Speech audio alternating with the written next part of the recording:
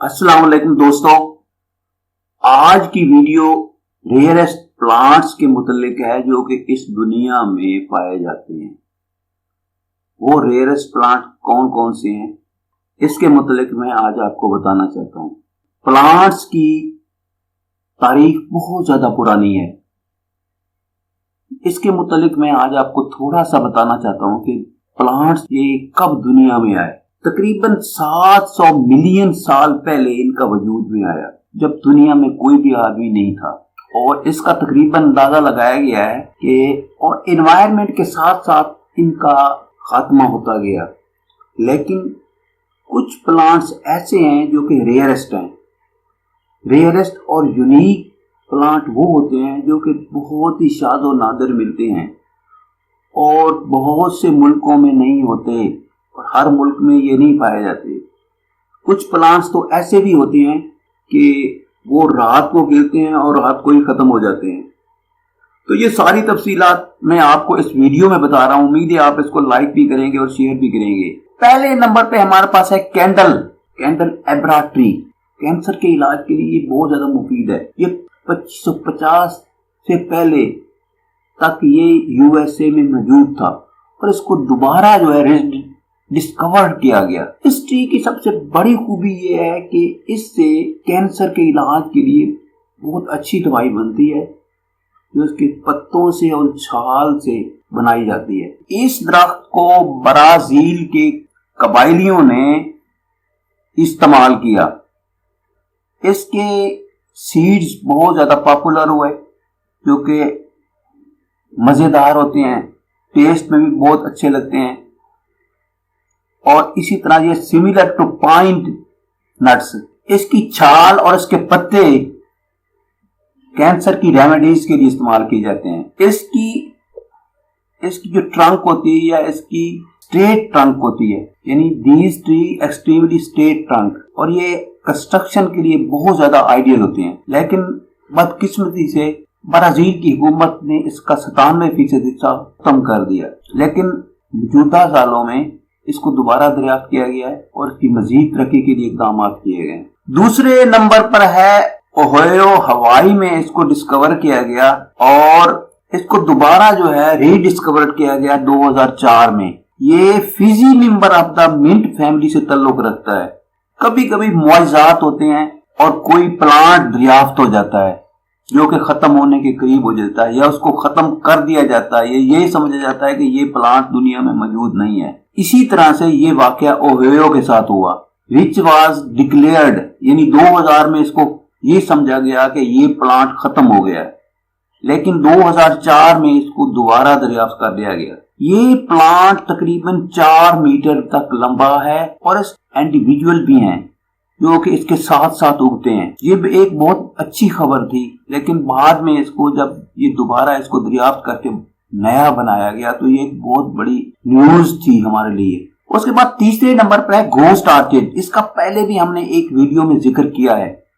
ये फ्लोरिडा का रिहायशी है, क्यूबा में भी पाया जाता है। इसको डिस्कवर किया गया 1844 में। इस जो है ऑर्चिड के पीले ब्लॉसम फूल होते हैं और इसकी स्टेम जो होती है, तना जो इसका होता है वो थिन होता है। इसको पहली दफा कवर किया गया। ये मशहूर है पीले फूलों के लिए। ये सिर्फ उन जगहों पे उगता है जहाँ के ह्यूमिड एनवायरनमेंट हो, यानी इस तरह के एनवायरनमेंट में ये जो है फूल उगता है। और इसका टेम्परेचर वो भी कंसिस्टेंट होना चाहिए, यानी ये नहीं कि टेम्परेचर में तब्दीली हो तो ये फूल नहीं उगता। लेकिन एक और मजे की बात यह है कि इसके पत्ते नहीं होते। ये अपने आप को बढ़ने के लिए दूसरे प्लांट्स का मुताज होता है। इसके फूल जो है वो 9 सेंटीमीटर तक लंबे होते हैं और इसकी खुशबू जो आती है वो एप्पल की तरह आती है। ड्रैगन्स ब्लड ट्री, ये भी एक रेयर प्लांट है जो कि यमन के कोस्ट में पाया गया। इसको 1835 में डिस्कवर किया गया। ये अम्ब्रेला टाइप का एक प्लांट है और छतरी नुमा है। लेकिन इसको देखने के लिए आपको यमन जाना पड़ेगा, बोट के जरिए विजिट करना पड़ेगा और सकाट्रा के इलाके का विजिट करना पड़ेगा। इस तरह के फ्लावर्स को देखने के लिए बहुत सी जगह जाना पड़ता है और वहां पर तलाश करने पड़ते हैं। वहां और भी बहुत से पौधे हैं। अगर आप इसके नीचे खड़े हो ड्रैगन ब्लड ट्री के, तो आपको ये मशरूम की तरह लगेगा, जिसे उर्दू में खुम्बी कहते हैं, और इसका सैप जो होता है वो ब्लड की तरह होता है। तो ये था चौथा नंबर। पांचवा नंबर है क्रॉप्स फ्लावर। इसको जो है रेन फॉरेस्ट के इलाके यानी एशिया में 1878 में इसको रेन फॉरेस्ट के इलाके में डिस्कवर किया गया। इसके 5 फूल होते हैं, 5 पेटल पत्ती होती हैं, रेड होती है, ब्लॉसम होती है और सेंट्रल येलो कोन होता है। हर फूल जो है, हर पौधा या फ्लावर जो है वो अच्छी खुशबू नहीं देता। ये पिक्चर प्लांट की तरह होता है। इसकी स्मेल जो होती है अनप्लीजेंट होती है और इस तरह से लगता है जैसे सड़ा हुआ गोश्त हो। इसको बढ़ने के लिए तकरीबन 7 साल चाहिए ताकि इसका पहला फूल खिल सके। यानी ये एक ऐसा फूल है जिसको उगने के लिए और फूल देने के लिए तकरीबन 7 साल का अरसा चाहिए। ये भी एक रेयर प्लांट है, लेकिन अब इसको बॉटनिकल गार्डन में बनाया जा रहा है। ये साउथ ईस्ट एशिया के जंगलों में भी पाया जाता है। इसके बाद है क्वेवर टी।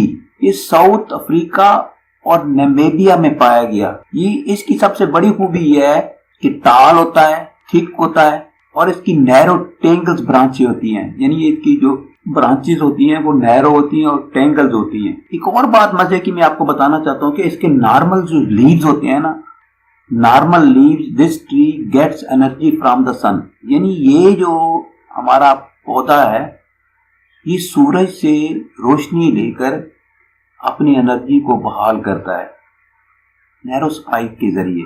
ये ओवर ग्रीन की तरह लगता है और ओलिविया प्लांट की तरह भी लगता है। इसको पुराने जमाने के लोग क्राफ्ट बनाने के लिए इस्तेमाल करते थे और तीर को बनाने के लिए भी इसको इस्तेमाल किया जाता था। इसकी जो सब स्पीशीज या इसकी किस्में हैं वो खत्म हो चुकी हैं या इंडेंजर्ड हैं।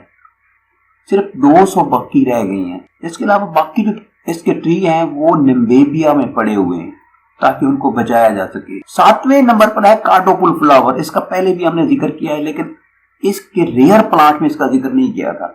तो कार्डोपुल फ्लावर जो है ये भी एक रेयर प्लांट है। श्रीलंका में ये पाया जाता है और इसको डिस्कवर किया गया। इसके प्योर व्हाइट ब्लॉसम जो है फूल होते हैं, इंतहाई खूबसूरत लगते हैं। इसके पत्ते बड़े खूबसूरत होते हैं। ये जिंदगी में एक दफा खिलता है और कई सालों के बाद खिलता है। It is one of the rarest and most exotic perfume ingredients. यानी ये इसकी जो खुशबू होती है इंतहाई खूबसूरत होती है और बहुत ही मजेदार होती है, बहुत अच्छी होती है।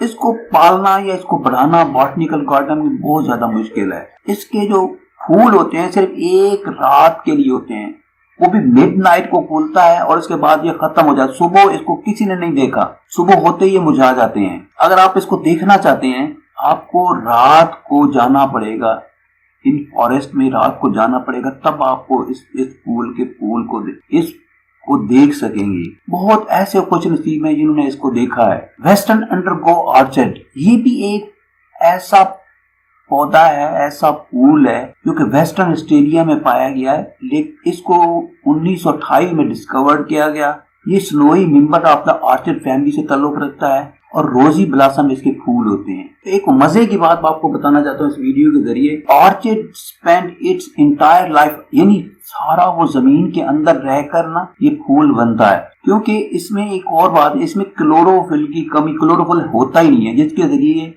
ये अपनी खुराक को पैदा बनाता है और अपने पौधे को बढ़ाता है। लेकिन इसमें क्लोरोफिल क्योंकि होता नहीं है, इसलिए जमीन के अंदर रहकर ये अपनी खुराक लेने की कोशिश करता है। ये बिल्कुल सफेद फूल होता है। फिर एक और बात यह है कि ये जिंदा कैसे रहता है। ये जमीन के अंदर डार्क अर्थ में रहता है। ये पैरासाइटिक टाइप का होता है। पैरासाइटिक मतलब है वो चीज जो एक पैरासाइट होती है जो किसी इनसार करके अपने आप को बढ़ाती है, और ये नियर बाय जो प्लांट्स होते हैं उनकी न्यूट्रिएंट्स के जरिए ये अपने आप को बढ़ाता है। ये मई से जून तक इसके फ्लावर होते हैं और उसके बाद नहीं होते। रेड और व्हाइट टाइप के इसके फूल होते हैं जो कि 1 इंच बड़े होते हैं। अगर आप ये हैरान होंगे कि ये अंडरग्राउंड प्लांट कैसे बढ़ता है, ये देखने से ही पता चलेगा। इसको भी ये समझा गया है कि ये भी इंडेंजर्ड हो गया है क्योंकि इसको पाना बहुत ज्यादा मुश्किल है। ये इंतहाई मिस्टीरियस हो गया है, यानी इंतहाई जो है ये अजीब हो गया है कि इसको कहां से हम तलाश करें। इसके बाद है 9वें नंबर पे सिरपर ऑर्चिड, माउंटेन्स ऑफ बोर्नियो। ये माउंटेन्स ऑफ बोर्नियो में पाया गया। इसके 6 बड़े फूल होते हैं with red and green spotted, यानी रेड और ग्रीन इसके स्पॉटेड होते हैं। उसके पेटल्स है, पत्तियां होती हैं इनकी। आपको रोथर चाइल्ड सिंपल ऑर्चिड को देखने के लिए आपको कुछ इंतजार करना पड़ेगा।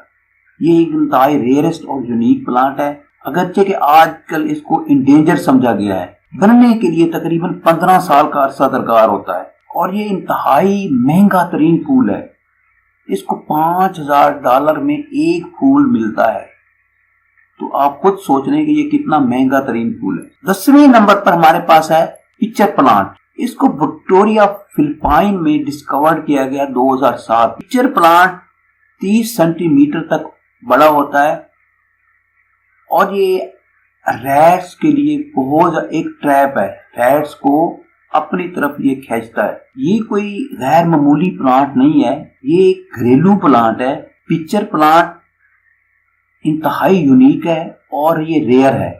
आप इसको समट ऑफ एम्प्टी विक्टोरिया फिलिपाइन में देख सकते हैं, इसके अलावा ये कहीं नहीं मिलेगा।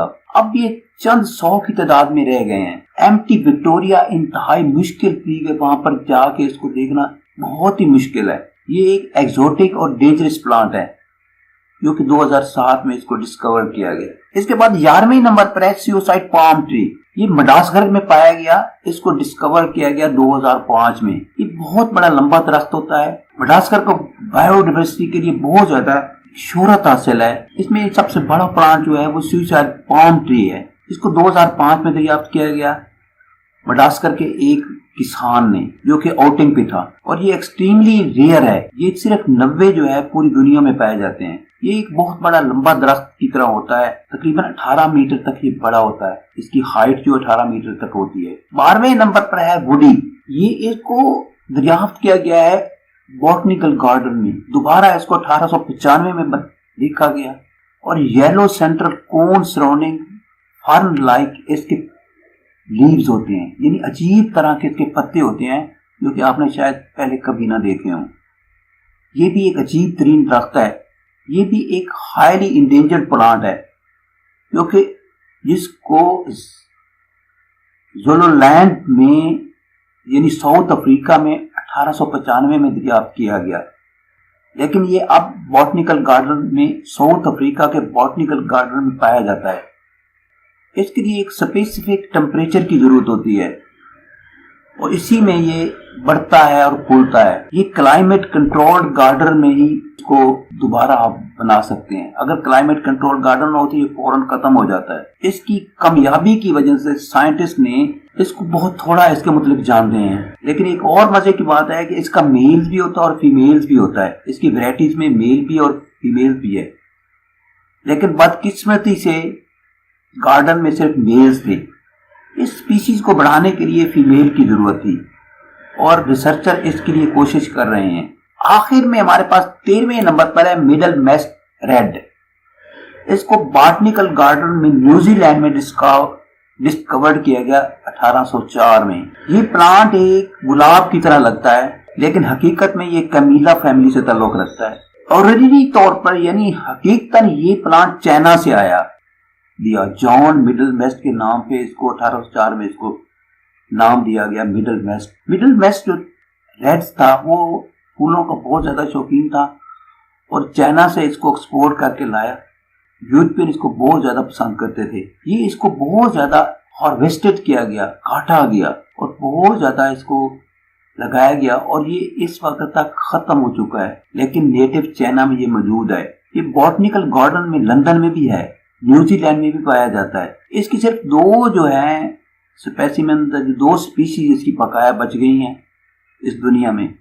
Middle मेस्ट red is the rarest plant in the world. Middlemist red is the rarest plant in the world.